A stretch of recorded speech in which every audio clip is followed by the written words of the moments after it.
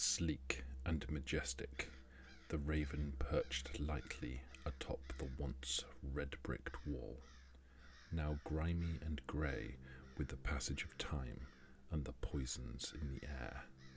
His head is inclined to afford a better view of the alley below and the activities occurring therein.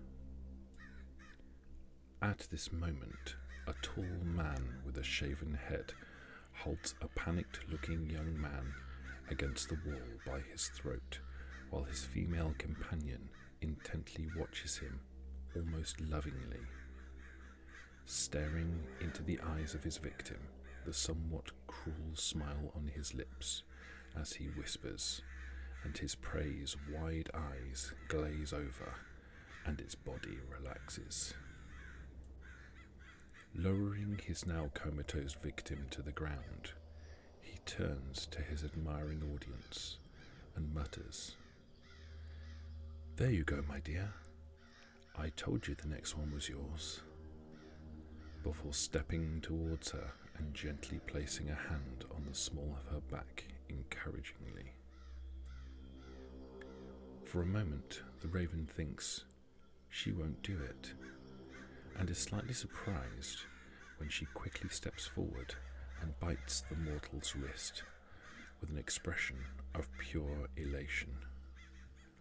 The man smiles and gently rubs her back attentively, then looks up just in time to catch a glimpse of the raven as it takes to the wing. High over the city, the raven circles, enjoying the updrafts of warm air before gliding back down to the buildings again, as his keen eye spots another interesting scene. Two individuals on a rooftop surrounded by cheap plastic chairs, heavy metal tables, and fake shrubbery in large wooden planters.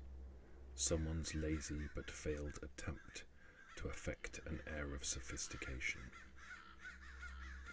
He circles the scene and lands silently upon an antennae in the nearby shadows. The two women stand near the door, deep in conversation.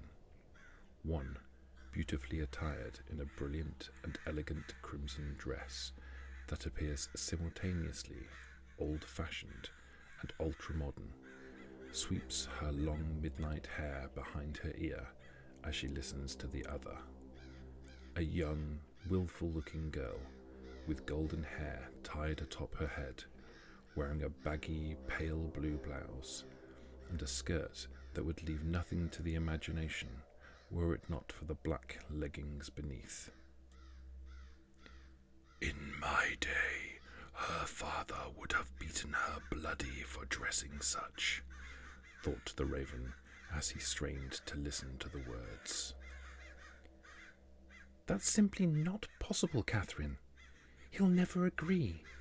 He'll get suspicious. I know his mind much better than you do. Trust me when I say we have to wait," whined the girl. The elder rolled her eyes elaborately. "No, child. You must understand that this plan is years in the making, and recent events have escalated things somewhat." This pricks the raven's interest, and he hops down to the ledge below, excitedly. "You see, if your patron had acted more decisively that night, then he would have been the one to claim the prize, not that upstart from the racetrack, and everything would be moving as planned. But as usual, I am once again disappointed by the incompetence of those considered my betters," she continued. "Racetrack," thought the raven, hopping to the edge of the building. Dropping off into a glide, he thinks to himself, "Fear not, brother, I am almost there," as he follows the air currents towards the east of the city.